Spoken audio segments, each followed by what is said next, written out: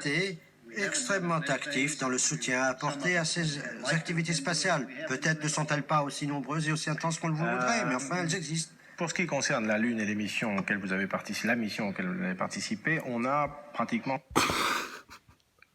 Alors, est-ce qu'il l'a fait exprès ou pas, ça? Lui, il baisse la tête, en tout cas. Je sais pas s'il a traduit. Donc, il a participé à une émission. À une mission. Ok. Spatiales. Peut-être ne sont-elles pas aussi nombreuses et aussi intenses qu'on le voudrait, mais enfin, elles existent. Pour ce qui concerne la Lune et les missions auxquelles vous avez participé, la mission auquel vous avez participé, on a pratiquement cessé, je crois, à la NASA de s'intéresser à la Lune. On a considéré qu'on avait fait le tour du problème, et je crois... Donc, à la NASA, la Lune est un problème. Mais ils ont résolu le problème. C'est bon, la Lune, résolu. Comment t'as résolu le problème de la Lune? Bah, on était dessus, on a planté un drapeau, on a tout filmé, hein, bien sûr. On a même téléphoné au président pour prouver qu'on y était. Et puis on est revenu sain et sauf. Et puis ben voilà, la Lune, elle est toujours là, quoi. Mais maintenant, c'est à nous. Hein. C'est bon, on a mis le pied dessus. On connaît, on sait. C'est chaud, là. D'accord. Et donc là, maintenant, c'est quoi l'objectif après? Là, maintenant, c'est Mars. Ah bon? Pourquoi? Là, la Lune, c'est bon, vous avez tout vu. Vous avez prélevé 3-4 cailloux, un peu de poussière. Vous avez même emmené une Jeep. C'était pour faire quoi, la Jeep? C'était pour faire croire aux Américains, au monde qui regardait ça, que le tourisme spatial, les bases sur la Lune, ça y est, c'est accessible. Hein, pour que les peuples, ils crachent la monnaie à la grande supercherie. Mais là, on a fait le tour de la Lune. D'accord. Aïe, aïe, aïe. Putain, quand la NASA va s'écrouler, l'ESA, etc. Là, ça va être une libération, là. Tu vas voir. Spatiales. Peut-être ne sont-elles pas aussi... La Lune et les missions auxquelles vous avez participé, la mission auquel vous avez participé, on a pratiquement cessé, je crois, à la NASA de s'intéresser à la Lune. On a considéré qu'on avait fait le tour du problème, et je crois, il y a à peu près 2 ans... On a plutôt fait le tour, ouais. Ouais, effectivement, ouais. La Lune n'a plus aucun secret pour nous. Il y a à peu près maintenant 2 ans, on a, je crois, à la NASA de s'intéresser à la Lune. On a considéré qu'on avait fait le tour du problème. Et je crois, il y a à peu près maintenant 2 ans, on a, si je puis dire, le verbe est peut-être impropre, mais débranché les appareils qui envoyaient des informations. La plupart d'entre eux. Oui, en effet. C'est vrai. Que pourrait-il dire d'autre? À part te dire, oui, c'est vrai, c'est la vérité. Bien entendu, oui. Toutefois, de nombreuses données émanant de ces stations sont encore assemblées. Nous y avons des renseignements scientifiques nombreux. Ils sont tous débranchés? Oui, tout à fait. Par contre, on en a encore beaucoup qui nous envoient des données, etc. Parce que il faut que là, il ne sait pas quoi dire, justement, pour que ça semble vrai et pas dire une connerie. Vos astronautes, prenez-les dans tous les sens, c'est ce qu'on vous dit. Des acteurs, des francs-macs. Toutefois, de nombreuses données émanant de ces stations sont encore assemblées. Nous y avons des renseignements scientifiques nombreux. Tu le vois le rictus dans le regard, là? Il a envie de se marrer. Il se fout de votre gueule. Toutefois, de nombreuses données émanant de ces stations sont encore assemblées. Nous y avons des renseignements scientifiques nombreux. Nous avons accumulé les informations grâce auxquelles les hommes de science pourront travailler encore de nombreuses années à l'avenir. Nous avons accumulé des... Mais pourquoi faire, puisque vous en avez fait le tour de la Lune? C'est des contradictions en permanence, les astronautes. Donc si les acteurs sont fake, bah c'est bien qu'il y a un décor. Et si le décor en plus... Ah bah oui, effectivement, c'est pas blindé, 28 000 km/h comme ça, avec des carreaux ouverts, pas d'obturateur, ou alors en tissu et le soleil en pleine gueule, et... Oh là là là là. D'accord, et on se fait traiter de tous les noms parce qu'on a compris l'arnaque. D'accord, si tu veux. Et en plus, on a compris pourquoi les tenants, les aboutissants, le piège spirituel derrière, le truc avec les délires MHD, etc. T'inquiète pas, oh là là. T'es bien naïf, toi, avec ton télescope. T'as beau regarder des heures dans un télescope, faut regarder le monde un peu, dans son ensemble. Les étoiles, c'est pour bien plus tard, ça, pour l'humain. Ouais, mais ce sera pas avec des fusées et des navettes spatiales, hein, t'inquiète pas. échantillons sur lesquels les hommes de science peuvent continuer à travailler dans les années à venir. Et il est probable qu'à un moment ou à un autre, on verra l'intérêt s'éveiller à nouveau à l'égard d'un retour vers la Lune. Je ne sais pas à quel moment précis, mais à un moment ou à un autre, cela se produira. Voilà par exemple. Okay. Waouh, un caillou de la Lune, c'est le même que la reine d'Angleterre, celui qu'elle a fait analyser et puis ils se sont aperçus que ça venait de la Terre.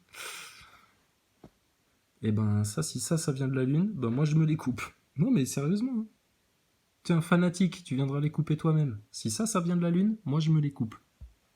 Un échantillon qu'un des vols, ça n'est pas le vôtre, mais un des vols Apollo a ramené, a offert à la France. C'est le président Nixon qui l'avait offert en 1960. Bon, et puis bien sûr, pour que personne ne puisse gratter un petit coup dessus pour faire une analyse, ils te l'ont mis dans une boule en verre, c'est un objet sacré. Enfin, la Lune, la NASA, tu sais. Voilà, la nouvelle religion du globe. 13. Du globe de c'est cristal. un petit échantillon d'une pierre de lune, comme ceux que vous avez ramassés vous-même. Est-ce qu'on a pu Également, trouver des champignons sur la Lune. faire le bilan de la Lune? Certains ont dit... Ah ouais, alors certains ont dit que la Lune était en faillite, donc est-ce qu'on a pu faire le bilan là? Débit crédit là, un peu comme l'entreprise France, numéro de Sirette X666 là pour le moment.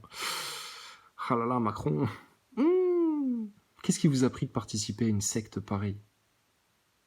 Non mais aux yeux du monde entier, vous pensiez que les peuples, ils allaient pas le voir, que... Ils allaient en avoir peur, qu'ils allaient pas comprendre que vous êtes juste une bande de psychopathes en fait, là, hein, réellement. Et que là, nous, on a toutes les lois de notre côté en fait. Donc vos magistrats francs-maçons là qui collaborent à ce truc-là, vos médias qui collaborent à ce truc-là, vos médecins qui collaborent à ce truc-là, c'est bon, hein. Nous on a aussi des médecins, des magistrats, des avocats, des policiers de notre côté, il n'y a pas de problème. Hein. Donc on se fait quoi? Un grand débat, la France consciente, le lead, les constituants, enfin toute la bonne team en France, tout ce que tu veux, là, on peut ratisser très large, et puis en face les politiciens, et puis ramener Thomas Pesquet au passage, et prenez Maxime Nicole aussi. Et lui, il sera dans votre camp, lui. Et puis ben, on fait un débat devant vos médias, devant Internet. Tout le monde est confiné là. Ils font tous des émissions télé depuis Internet. Enfin, vous voyez bien que vos émissions de télé c'est de la merde et que putain, c'est de la pourriture. Hanouna, bon, bah c'est bon. Tu vois, bah vas-y, viens, on fait des lives. Venez, on fait des lives là, tous ensemble. Venez parler là. Thomas Pesquet, il est confiné chez lui, il a rien à faire. Maxime Nicole, pareil là. Hanouna, viens.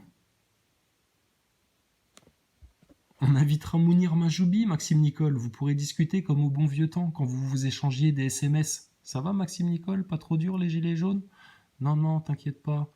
On a beaucoup souffert, mais nous ne pouvons plus souffrir. Oh putain, enfin, c'est la rigolade. C'est la rigolade, le nouvel ordre mondial. Et la troisième guerre mondiale. D'accord, oui. Américains, chinois. Allez bousiller le Pacifique, alors. Allez-y. Putain. Et après, vous allez nous parler d'écologie, etc. Et la punition va tomber du ciel. C'était une des conclusions du film tout à l'heure que nous avons vu, que vous avez ramassé vous-même. Est-ce qu'on a pu faire le bilan de la Lune? Certains ont dit, c'était une des conclusions du film tout à l'heure que nous avons vu. Moi, je le trouve très énervé et exaspéré par les questions, apparemment. C'est une torture pour lui. Que finalement, tout cela n'avait pas servi à grand-chose. Qu'on n'avait pas découvert de choses extraordinaires et que peut-être on... Et t'imagines si de nos jours, un journaliste parlait aussi franchement et honnêtement et en toute transparence comme ça, un représentant politique ou à Thomas Pesquet ou... Ça a régressé la France, hein. Grâce à qui? Pompidou, Macron, Castaner, Hollande, Sarkozy, Giscard, tout le bordel. Et les médias, et tous ceux qui ont collaboré à ce système-là. C'était les nazis d'après-guerre, en fait. On aurait pu s'éviter de dépenser autant d'argent. Oh là là là là, quel casse-tête. Bon, alors, ce mec-là, Tu lui dis, bon là, il y a un gros problème sur le module, il va falloir que tu réagisses très vite, tu vas tirer la manivelle là, tu vas faire ceci, tu vas faire cela, machin, etc. Donc le mec là, il est censé réagir comme ça, tac, tac, tac, quart de tour et tout, paf, paf, puis il a fait la procédure, il sait parfaitement le truc, sa vie est en danger, il y a ses collègues, et ils sont sur la Lune, il faut... Un astronaute, putain, qui te vend des montres Breitling, des masterclass de Chris Hadfield, pour t'expliquer des équations de lancement de fusée, attention. Et on lui pose une question, ça le met en stress, il prend du temps pour réfléchir, il est mal à l'aise. Et avec le recul, monsieur le journaliste, franchement, le verdict est fait. Hein. Ce mec-là est un escroc total. Une figure historique, un pilier de la science globale. Putain, on va te mettre un coup de tibia dans ton pilier. Ton temple va s'écrouler sur lui-même. Toute la pyramide maçonnique, là. Vous ruine.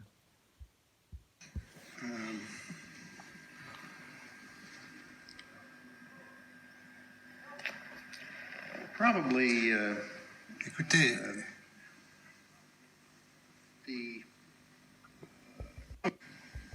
Grand-chose. Qu'on n'avait pas découvert de choses extraordinaires et que peut-être on aurait pu s'éviter de dépenser autant d'argent. Comme pour Mars. Comme pour la station. Vu le canular que c'est en plus.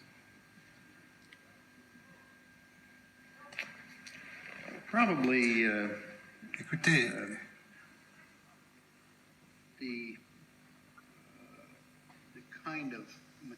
on peut dire que le genre de... ce qu'on trouve sur la Lune, ce n'est peut-être pas absolument passionnant, en tout cas pas pour un zoologiste, ni pour un botaniste, bien sûr, pour un horticulteur, ce n'est pas très passionnant. Par contre, un géologue, lui, se passionne pour ce qu'on a trouvé. Des métallurgistes. Alors, des géologues et des métallurgistes, ben, on peut voir les rapports de géologie, les rapports de métallurgistes, des alchimistes même, si tu veux, qui ont analysé vos pierres lunaires. Parce qu'un alchimiste, tu lui ramènes une pierre de la Lune, putain, le mec, il lèche les murs, il en peut plus, là. Il en peut plus, ouh là là. Alors, ben, ils sont où, les rapports? Parce que nous, on a eu vent du rapport de la reine d'Angleterre, là, ils ont fait analyser le truc, et ça venait pas de la Lune. Fucking NASA Boys. Passionne. Par contre, un géologue, lui, se passionne pour ce qu'on a trouvé. Des métallurgistes également. Métallurgie, c'est tout à fait... Ouais, donc les botanistes en 1979, là, les mecs du jardin, là, les petits oiseaux, là, c'est bon, là. Les Alain Bougrain-Dubourg, vos gueules, on envoie des fusées. Hein. Là, c'est du sérieux. Quoi? Les pélicans et tout ça? Mais dégage, on envoie des fusées, on te dit. C'est plus important, c'est la science. Et on a été biberonné, élevé là-dedans. On se rappelle les cours de biologie, de sciences nat, là, quand on était gamin. Là, les images de fusées, là, dans les bouquins et tout. Là. Putain, on y croyait. Ils nous ont mis dans l'ambiance. Pour t'amener, en fait, au final, quelques années plus tard, dans un plan qu'ils avaient, eux, prévu de très longue date avant que toi-même tu viennes au monde, de te finir au vaccin, compartimenté, sous contrôle, d'ondes, de technologies qu'ils ont développées dans les coulisses pour te les glisser dans le fion bien comme il faut. Et puis, pour te divertir au passage, hein, pour te faire passer la piqûre, eh ben, écoute, regarde la télé, il y a du spatial. Il y a des astronautes. Hein. Ouh là là, Thomas Pesquet, French Cuisine. Vas-y, regarde. C'est passionnant. On a découvert des choses qu'on n'avait jamais trouvées sur Terre, n'est-ce pas? Des substances que l'on ne trouve, qu'on n'a trouvé jusqu'à présent que sur la Lune. Des minéraux qui... Des substances. Je m'étonne, ils ont dû en trouver des substances sur la Lune. Ouais, à fond la caisse, là. Mais je sais pas, il devrait faire une autre gueule quand il parle des substances qu'il a trouvées sur la Lune. Un botaniste, par exemple, il te parlerait de la plante qu'il a découverte dans une expédition, dans une forêt quelconque. Il dirait, on a découvert ça, puis il y a cette plante-là, il serait passionné. Mais non, lui, il regrette. Il a l'air de vouloir mourir sur place à chaque instant. Comme Thomas Pesquet. Droupi Pesquet. seront peut-être du plus haut intérêt pour les opérations minières. Le titane, par exemple. Ouais, il a raison de faire le journaliste, parce que bon, bah, là, géologistes, des géologues pardon, qui étudient les minerais, puis ça servira peut-être pour les métallurgistes aussi. Minière, le titane. Et l'industrie minière, et Titane, parce que Titane, ça fait un peu spatial, X-Men ou je sais pas quoi. Mais concrètement, parce que ça fait 2 heures que tu blablates à chaque réponse, en fait. Par exemple, on peut imaginer un certain nombre d'utilisations. Ouais, mais alors ça, c'est... Ah, voilà, il fait bien de lever la tête, le journaliste. Effectivement, là, il faut imaginer. C'est ça le problème avec le spatial. Il faut tout le temps imaginer. Imaginez que... Thomas Pesquet aussi. Imaginez que dans la station, on fait des expériences, donc c'est important, donc on a un emploi du temps très très chargé, mais je joue du saxophone, je fais des photos avec mes copains, on fait des clowns, et tout va bien. Et on met des couches. Les astronautes, c'est foutu. Alors les globistes, vos globes, si vous tenez à vos bouboules, etc., mais gardez-les, c'est pas grave ça. Par contre, le spatial, on va vous le prendre. Les grandes fusées en plastique, là, tout le bordel, tout ce que ça a coûté, etc., on va le fracasser, ça. Ce serait sans doute pas très commode d'extraire le minerai et ensuite le ramener sur Terre, mais s'agissant de la construction de vastes structures dans l'espace, alors là, ça serait parfaitement faisable. Bah oui, alors pourquoi vous le faites pas alors? Pour les ramener, ce serait compliqué, mais faire des structures sur place, alors là, c'est parfaitement faisable. Refais voir ta photo là. D'extraire le minerai et ensuite le ramener sur Terre, mais ça prouve qu'on en a trouvé jusqu'à présent